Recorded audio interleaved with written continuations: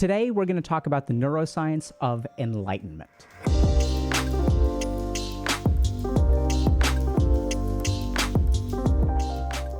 So if you look at these Eastern spiritual traditions, they have this concept of moksha, or liberation, enlightenment, this state of basically permanent happiness, which is impervious to all of the vagaries of the world around us. But if we look at the science, we don't really see a whole lot of evidence of that, right? So we have these studies on meditation or mindfulness that will show reductions in anxiety or improvements in quality of life, but no one using a mindfulness app is becoming permanently happy for the rest of their life. So it seems like we don't really have any neuroscience evidence of enlightenment.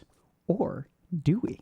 Oh, suspense. So today we're going to understand the neuroscientific mechanisms of enlightenment, how to cultivate particular things in your life that will lead you to happiness that could be a little bit more permanent, that could be a little bit more impervious to your circumstances. Which may sound really confusing because if we look at happiness research, it actually points us in the opposite direction. There's studies that show that, for example, if you have lots of friends, you're more likely to be happy. If you make more than $100,000 a year, you're more likely to be happy. These are all correlational studies that basically look at the circumstances of your life and will basically tell you, okay, the better your circumstances are, the more likely you are to be happy.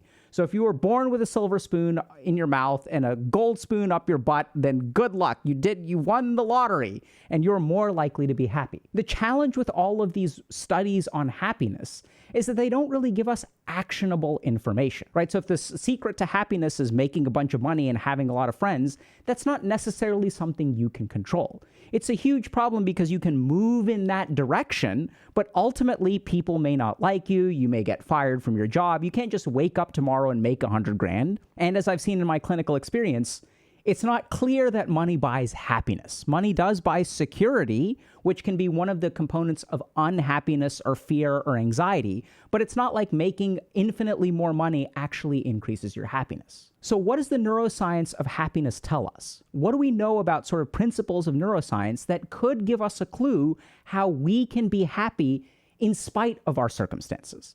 And thankfully, there's a lot of great evidence of this. We're going to start with dopamine. So this is our basic pleasure chemical. And the yogis say that chasing our desires, or basically satisfying our dopaminergic system, will not lead to happiness. And it turns out that they're right. So here's what we know about the dopaminergic system.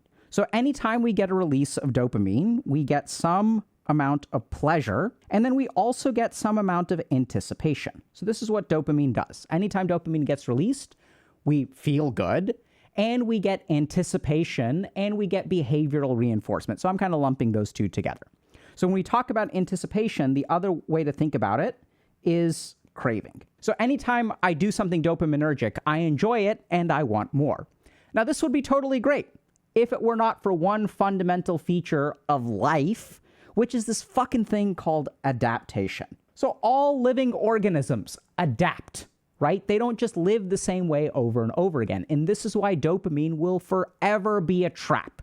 So let's understand this. Let's say I play a video game. So I get 5 units of pleasure. And then what happens is my brain is like, that was great. Let's get some more.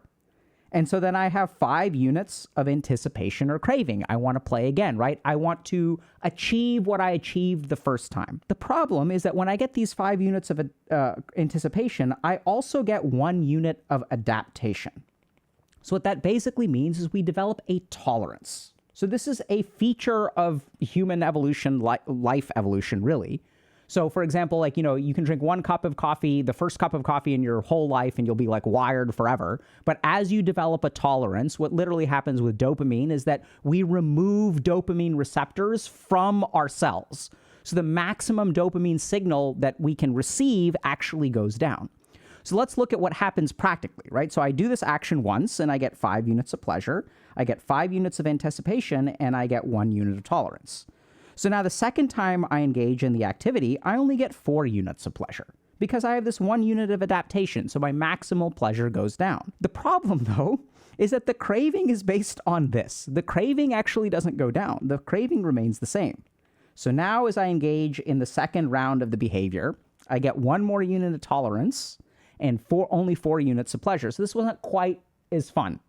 So now what I end up with is a 1 unit of deficit, right? Because I have 5 units of craving. I want this much fun, but this game wasn't that much fun. So what do I do again? Let me play again. So then I play another round. And now I have 2 stacking units of tolerance, okay? So I end up with 3 units of pleasure, 5 units of craving, a delta of 2, and another unit of tolerance. And if you look at any pleasurable activity in life, this is basically what you will find, right? So the first time you play through a game, oh my God, it's so much fun, it's so epic. And I saw a thread recently where people were like, if you could wipe one game out of your mind and have amnesia, which game would you pick so that you could experience it for the first time? So embedded in that idea is that the first time we do things is the most pleasurable, right? Except for losing a virginity, because we don't know how to have sex yet. Anyway, so that's a conversation for a different day. And so this is the core problem with dopamine, which is that if we are relying on it for pleasure, there are diminishing returns. And so the yogis sort of figured this out, and they said, well, hold on a second. If we're chasing pleasure in life, it will never lead to sustained happiness.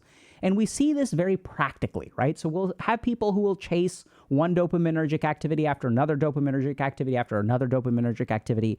And some people will even develop almost like their life is an art of hedonism, right? So they'll try to figure out, I've worked with patients, for example, who have polysubstance use. So what does that mean? That means they're not just addicted to one substance, they're addicted to a lot of substances. And how does that work? It's because this principle of tolerance. So the first time around, I'm going to do THC. But since I get diminishing returns on that, now I'm going to use Adderall to get 5 units because it's a new source of stimulus. And then I'm going to play a video game, which is 5 units. And then I'm going to basically rotate between dopaminergic activities. So you'll have some people who will try to develop this sort of perfect hedonistic lifestyle where I'm eating really good and I'm playing video games and I'm having sex and I'm doing drugs, and it sounds awesome. But over time, these people are not happy. I think a great example of this, if y'all are familiar with Mike Posner, and he made this famous song called I Took a Pill in Ibiza. And then many years later, he had this awesome Instagram story or whatever. He was talking about his journey and how he used to chase pleasure and where he is now. It's super inspirational and stuff. But the key thing that I found is that people will try to rotate between different pleasures. And you'll notice that you do this too. Because after playing the same game for a little while, you want to switch to a different game. You want to watch something. Maybe watch some anime. Maybe do something else fun. Maybe go out drinking. We rotate between dopaminergic things, but it never leads to sustained happiness. Hey, y'all. If you're interested in applying some of the principles that we share to actually create change in your life, check out Dr. K's Guide to Mental Health. It combines over 2 decades of my experience of both being a monk and a psychiatrist, and distills all of the most important things I've learned into a choose-your-own-adventure format. So check out the link in the bio and start your journey today. The second thing that the yogis talk about is the removal of ego. So they say that as long as you have an ego, you will not have sustained happiness. Now, it turns out that neuroscience actually supports this as well. So oftentimes we have this sense of identity, right? So I say, oh, I'm all oak, and let's say I feel like I'm not happy with the way that I look. And we have this idea that if I'm unhappy with something about myself, fixing that thing will lead to more happiness, right? So if I get in shape, I will be more happy. Seems very, very logical, seems very, very simple. Seems like a fact of life. But if we look at the neuroscience of it, that's not true. So if we look at our ego, our sense of identity, chances are this has to do with a part of our brain called the default mode network. So this is it's really a circuit. It's not like an anatomical part. It's connections between different parts of the brain. And when the default mode network is active, we are thinking about ourselves. And it turns out that when I am unhappy about my body, it's not the part of my body that actually causes my unhappiness. It is the fact that I am thinking about myself. This is really where the unhappiness comes from. So I want y'all to think about your own experience, right? So when you reflect too much on yourself, and we see this a lot in depression. So for example, in studies on depression, we know that these patients have a hyperactive default mode network. So what that means is that they're constantly thinking about themselves. And even if one thing gets fixed, the default mode network is still active and it will find something else to think about. So when I work with people who have highly active default mode networks or very depressed, even if something goes right in their life, they don't feel satisfied because the mind finds something else. We also see this in cases of things like anorexia or body dysmorphia.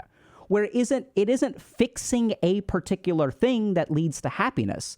It is the fact that this part, the self-critical part of your brain, the part of your brain that is thinking about you and judging you, your ego, as long as it is active, you will be unhappy. No amount of progress, no amount of facial surgeries or buccal fat removals or Botox injections will fix body dysmorphia. That's the nature of it. And what do we know about the neuroscience of these conditions?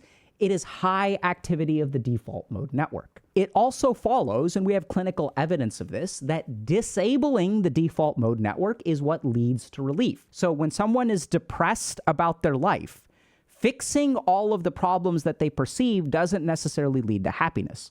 The fastest way to stop someone from being depressed is actually a ketamine infusion. So I don't recommend that you'll go abusing it. If you get prescribed, that's a different story.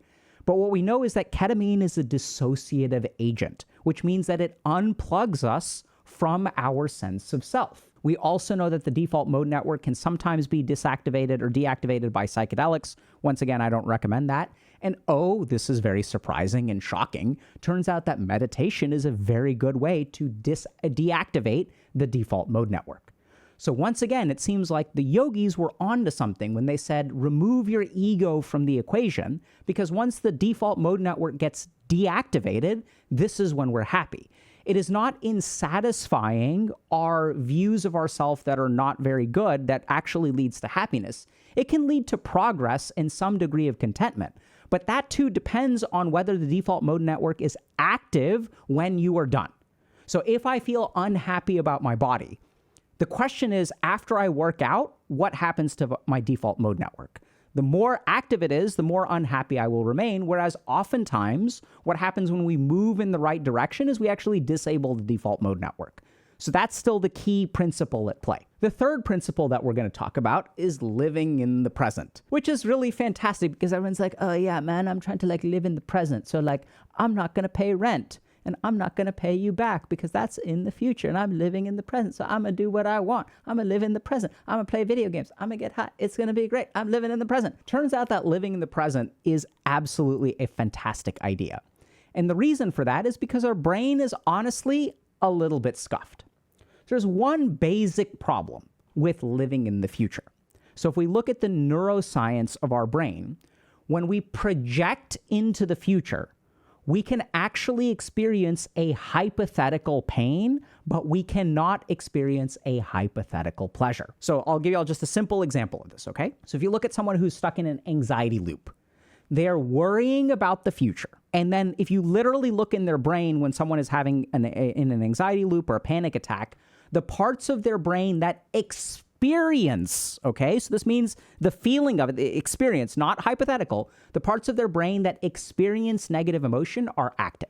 So when you are thinking about a future negative event, you can literally feel pain. You can feel shame, you can feel guilt, you can feel fear. All of these negative emotions are possible from hypotheticals. And this is what's so terrifying when I work with people who struggle with anxiety, because they don't just have they don't experience the pain of one bad outcome. They experience the pain of 100 bad outcomes. They're thinking this could happen and that hurts. Oh my God, that hurts. And then I'll be embarrassed and then this will happen. And then, oh my God, that hurts. And oh my God, that hurts. And oh my God, that hurts.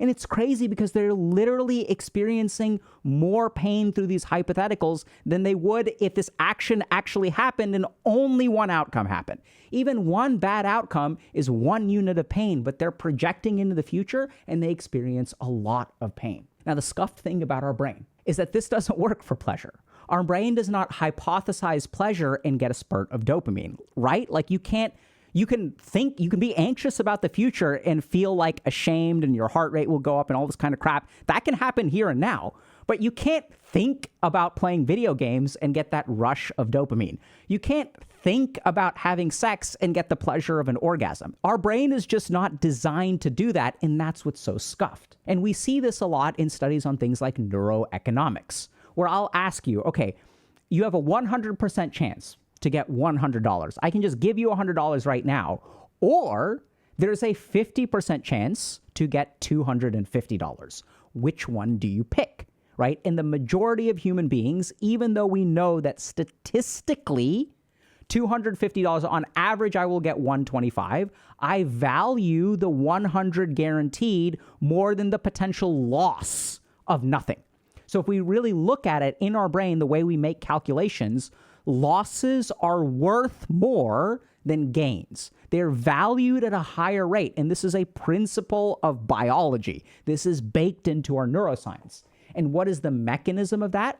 The reason that our brain values losses more than gains is because of this basic principle of a hypothetical pain being experienced in the present.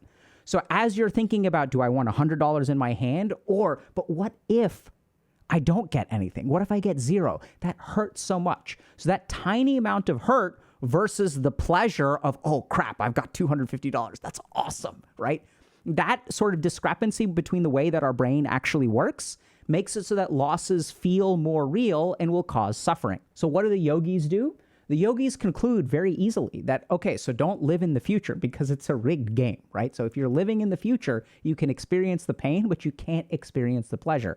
Therefore, live in the present. So another great example of this is casinos, because casinos operate on this same principle, but in the opposite direction. A casino is basically designed by the most evil yogi on the planet. Because what do casinos try to incentivize you to do? The reason they keep people hooked is because they prevent you from thinking about your future losses. Because they know that if you start thinking about the future losses, then you will have a huge problem. So they'll even do things like they'll change the lighting in the casino so you have no sense of time, right? Whether it's day or night, it all looks the same. They're literally implementing things that remove the realm of time from your brain. We can also look at things like anytime you lose, they don't let you dwell on it. So the moment that you pull something on a slot machine, there's anticipation, didn't work, and then you can just pull again. When I work with people who are gambling addicts, and casinos will design this on purpose, you're actually playing with 6 slot machines at the same time. I had a patient who would walk down and back, pulling levers, right? They're not thinking at all about the future dimension. They're actually engaged in a lot of sensory stimuli, and anytime there's a loss, you can pull again and you can focus on the present. So they're keeping you relentlessly focused on the present. And they do this with the winning as well. Because when you lose, it's not like there's some womp, womp, womp, womp, womp, womp, womp, womp. No. The second that you lose, you can pull again and you can play. But what about when you win? When you win, there's lots of money, and the money comes out slow, right? It's not like they credit your account. It's like the money comes shooting out, and you have to spend a lot of time picking it up, and there's lots of noise and lots of lights, and everyone's paying attention, and so they are bringing you to the present, bringing you to the present, bringing you to the present. So they bring you to the present to experience pleasure, and they keep you away from the future in terms of avoiding pain and removing the dimension of time. It's actually brilliant, if not predatory. The last thing that the yogis kind of talk about is one-pointedness of the mind. And they say as long as your mind is one-pointed, you will be closer to happiness. So let's take a look at this. So if we look at a lot of the nature of emotional suffering or mental suffering, if we look at psychiatry, what we tend to find is that people who suffer have a 2-track mind. So if we look at something like social anxiety, if I go out on a date and I have social anxiety, I'm not focused on the task. I'm not with this person 100%. 50% of me is on the date, and 50% of me is running a commentary. Subtitles, director's cut, thinking about, oh, does this person like this? Does this person not like this? So what we tend to find is that anytime we have a 2-track mind, it will lead to suffering. Because what is that second track? It is a commentary on the experience of life itself, right? So even if I'm doing something like, let's say I'm taking a test, and there's a question that I don't know, I can try to answer that question, but the simplest way to improve or make my suffering worse, to increase my suffering, let's say that, is to think about the consequences of getting the action wrong. So I don't know the answer to this question, right? That is some amount of pain. Fair enough. But if I start projecting, this means that I'm going to get a B on the test. This means that I'm going to get a B in the class. If I get 1 B in the class, it's impossible to get a 4.0. If I don't get a 4.0, I won't be able to go to medical school or law school or MBA or whatever. I won't get the scholarship. And then the cascade of events happens, right? So if you really pay attention, what you find is that suffering correlates with the fractured nature of the mind. And the opposite is also true. This is why we love non-boring video games. So what does a non-boring video game do? It keeps us 100% focused on the game at hand.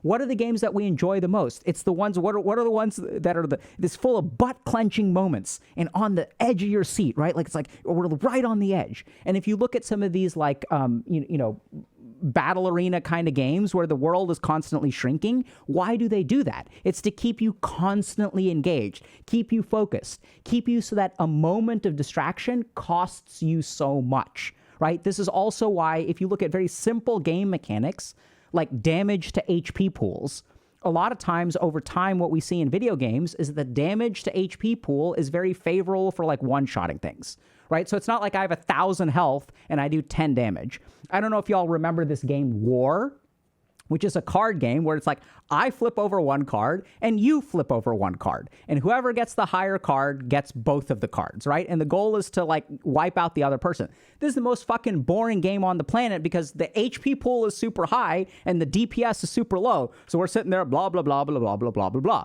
And what do you do when you play War? You're not like focused. You're like, oh my God, butt clenching moment. Like, what's going to happen next? Which card? You're like, this is so fucking boring. Like, give me some other game. And games are designed in the exact opposite. They keep you one-pointed. And so the yogis actually figured out that one-pointedness of the mind correlates with happiness. This is why we love doing things that are in the flow state. Even work can be pleasurable if we can achieve flow, because it's one-pointedness of the mind. It's not the action, it's not the outcome, it is one-pointedness. This is also why orgasm is so addictive, because in the moment of orgasm, we have a one-pointed mind. This is a physiologic and neuroscientific mechanism where all thoughts of the future, all thoughts of what the other person is it good for the other person too? All of those disappear from our mind. And when we think about something like the sexual act, right, which maybe not everyone can relate to, fair enough, but y'all will get there one day. So if we think about the sexual act, that too, we can realize that the joy of this can be shattered if we ever stop for a second and think about the other person, right? So if we're just having sex and we're having fun, but the moment that we create a two-track mind, is it good for the other person? Are they enjoying it? Am I doing too much? Am I doing too little? Should I be doing this? Should I be doing this? That commentary in our head is where our suffering comes from. So it turns out that we actually do have a lot of evidence for this concept of enlightenment. It turns out that if we literally look at our neuroscience studies of the way that these different circuits of our brain work, it actually makes sense that if you are able to consistently implement these four things, which are, first of all, not chasing dopamine and pleasure because there's no way that'll lead to sustained happiness. Secondly, to disable the ego, which is literally what some of the strongest treatments in psychiatry are designed to do, is just literally unplug your ego. These are things like ketamine and psychedelics. Third thing is to focus on the present, because our brain is kind of scuffed.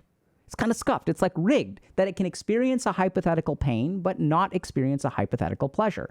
And the fourth is to be one-pointed with your mind. Now, the crazy thing is that if we implement these four things, what I have seen in my own life and what I have literally helped hundreds of people do is to become happy in their own lives. This is not about the circumstances of your life, and this is what's so powerful about this. See, the problem with $100,000 a year and being 6 feet tall, or if you're a woman having an hourglass shape and a thigh gap, right? I've worked with women who have worked so hard to get thigh gaps because the thigh gap means happiness. So we go in our lives always trying to chase these external things. We try to achieve these particular things. We try to chase these particular pleasures. But that means that the true control, the decider of my happiness, is on the outside world. If I don't get a promotion, that means I'm unhappy. The crazy thing is that the yogis said, if you really stop and think about it, you can control perfect happiness. You can be permanently happy in spite of your circumstances. And the crazy thing is that as we look at this neuroscientific research, we know that it's not about particular outcomes. It is about activation and deactivation of particular parts of your brain. This is a scientific fact, right? So if my amygdala is active when I am panicking about something, this will lead to suffering. This is a scientific fact. When I am not active, when my amygdala is not active and I am not in anxiety, then I am blissful. We know this. This is also subjective experience. So the key thing is to cultivate these four things. And as you live in alignment to these principles, you will move closer to a permanent state of happiness.